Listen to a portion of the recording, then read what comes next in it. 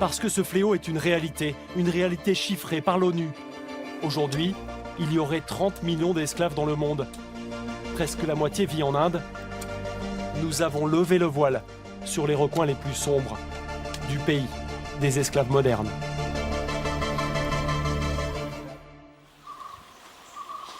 Notre enquête débute au Karnataka, tout au sud de l'Inde.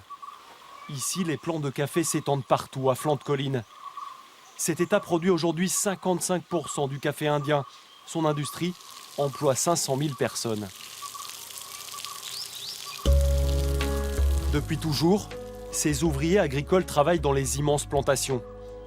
Celle-ci appartient depuis près de 2 siècles à la même famille. À l'intérieur de la vénérable demeure, les portraits de 6 générations de planteurs. Ravi Shankar Goda est le descendant de cette dynastie. Il a promis de nous ouvrir les portes de son domaine en toute transparence. Mais dès le matin, cette conversation avec son fils enregistrée par accident plante le décor. On va faire comme ça aujourd'hui. Tu dis aux enfants de ne surtout pas venir au rassemblement tant qu'on sera là. Sinon, on va avoir des problèmes. Pour connaître les conditions de travail de ces ouvriers, nous allons nous enfoncer sans le maître des lieux au cœur des plantations. Les ouvriers sont déjà là, dans les sous-bois. Et certains sont très jeunes. Sur ce domaine, la plupart d'entre eux sont payés 2 € par jour, en dessous du salaire minimum. Et il y en a d'autres encore moins chanceux. Lakaya, par exemple. 60, 70 ans, il ne se souvient plus précisément de son âge. Mais cela fait des heures qu'il est accroché ainsi à la cime des arbres. Ses vieilles mains récoltent les baies de café et de poivre.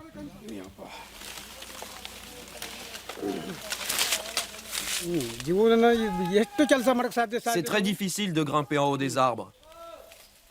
Je ne sais pas combien de temps je vais devoir continuer. Toute ma vie sans doute.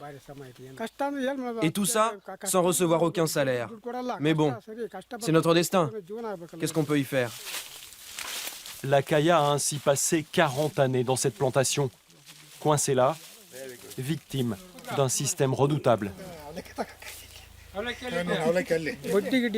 Je dois rembourser 180 000 roupies à mon patron. Je lui ai emprunté 100 000 et j'ai 80 000 roupies d'intérêt. C'est quand un de mes fils est tombé malade que j'ai dû emprunter cet argent. Maintenant, je dois rembourser en souffrant ici, du matin au soir, jusqu'à ce que ma dette soit payée. Je ne peux pas quitter cet endroit.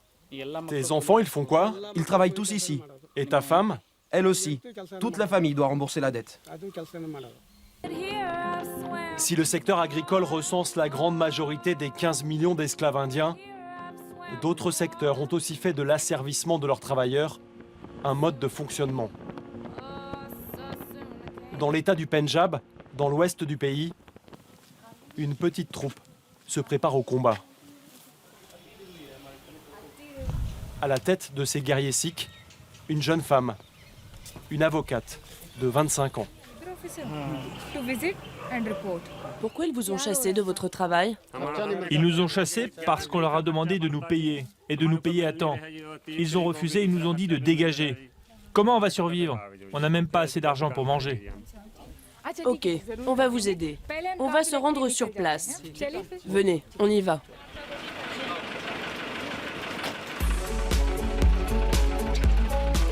Ganga travaille pour les volontaires de la justice sociale, une ONG qui combat l'esclavage.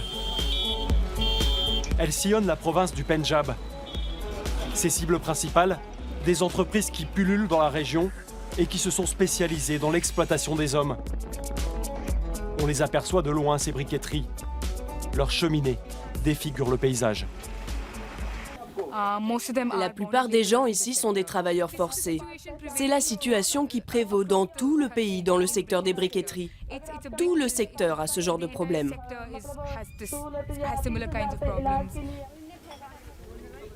Le système est bien rodé. Année après année, les travailleurs sont maintenus dans la plus grande pauvreté. Chaque début de saison, ils se voient contraints d'emprunter auprès des propriétaires. Selon les enquêtes de Ganga, ce sont de petites sommes, 150 à 200 € en général, mais qu'ils mettront des mois ou des années à rembourser. Durant toute cette période, ils sont à la merci de leur patron. C'est peut-être bel et bien le vent du changement qui souffle sur l'Inde. Dans ce pays qui a aboli l'esclavage il y a tout juste 40 ans, on a même le sentiment qu'une petite révolution se prépare. Elle viendra peut-être d'Hyderabad, une grande ville du sud, métropole de 10 millions d'habitants. Ici, depuis le début de l'année, ce ne sont plus seulement les ONG qui sont mobilisées, mais la police aussi. Dans la cour du quartier général, le commissaire Satyana Rayana est en train de briefer ses hommes. Le commissaire Satyana Rayana est le patron de la police dans la zone sud d'Hyderabad. Et depuis un mois, c'est un héros dans le pays tout entier. Depuis début janvier, il a déclaré la guerre à l'esclavage. Dans les petites usines et les ateliers clandestins de la vieille ville, ces hommes ont mené des dizaines de raids. Ils ont libéré des centaines d'enfants esclaves. Leurs visages ont fait la une de toutes les télévisions du pays et provoqué une immense prise de conscience. Je veux 2 hommes postés ici et 2 autres qui passent par là pour les prendre à revers. Vous ne laissez passer personne. Dans ces appartements sordides, des milliers d'ateliers clandestins de confection de bijoux et de très jeunes ouvriers. Vous avez vu des enfants ici? Oui, Et ils ont quel âge? je sais pas quel âge. Ils font quoi comme travail, ces enfants? L'or. Ils travaillent l'or et l'argent. Il y en a beaucoup qui font ça? Dans le quartier, oui. Et vous savez d'où ils viennent? Ils viennent de Calcutta. La majorité des enfants libérés aujourd'hui viennent en effet de la capitale du Bengale, une ville située à 1600 km de là. Depuis, d'autres policiers ont emboîté le pas au commissaire. À New Delhi, des opérations similaires ont eu lieu. L'Inde se bat contre ce fléau, mais il y a du travail. Le pays compterait encore 5,5 millions d'enfants exploités. Le commissariat de Bhavani Nagar. C'est là qu'ont été transférés pendant la nuit les trafiquants arrêtés la veille.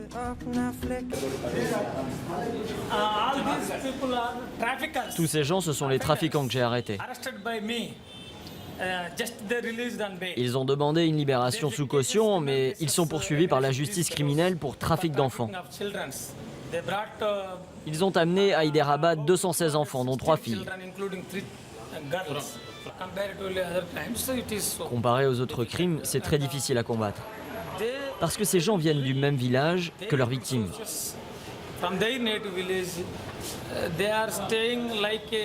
Ils font croire qu'ils sont de la même famille, ils ne se montrent pas, ils interdisent aux enfants de sortir des ateliers.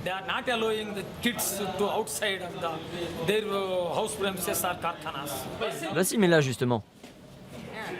Et voilà, c'est de lui que je parlais, Wassim. Lui en a ramené 10 de son village.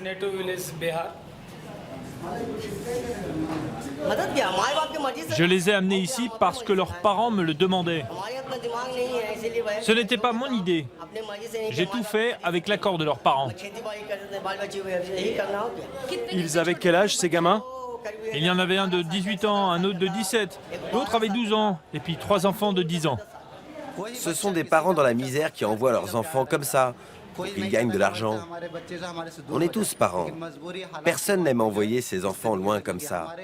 Mais la misère les pousse à faire cela. Tu gagnes combien sur chaque enfant? Ça dépend des usines. Ce n'est pas le même deal partout. Mais en général, un enfant, ça rapporte combien? Ça varie. Moi, je gagne 6, 7, jusqu'à 10 euros par enfant et par mois. Dans ce vaste hall, les 47 gamins qui ont été secourus hier attendent patiemment. La police poursuit le processus d'identification avant de pouvoir les renvoyer chez eux. Dès que les policiers sont à distance, les réponses à nos questions ne sont pas celles que nous attendions. Ce sont des enfants résignés qui parlent. Moi, je vais avoir plein de problèmes maintenant. Ma sœur ne va pas pouvoir continuer ses études On ne pourra jamais payer son mariage. Cette opération, ça brise les rêves de ma sœur. Ceux de mon père aussi. Ceux de toute la famille en fait. Ton père sera en colère contre toi? Bien sûr qu'il sera en colère. Il sera très en colère. Dans ce pays où un quart de la population vit toujours avec moins de 1 euro par jour, les rêves ne sont pas forcément ceux que l'on croit. Et les villes conservent de terribles attraits. En Inde, certains imaginent même encore qu'il peut y avoir pire sort que celui d'esclaves modernes. They'll stop running into you as long as you refuse to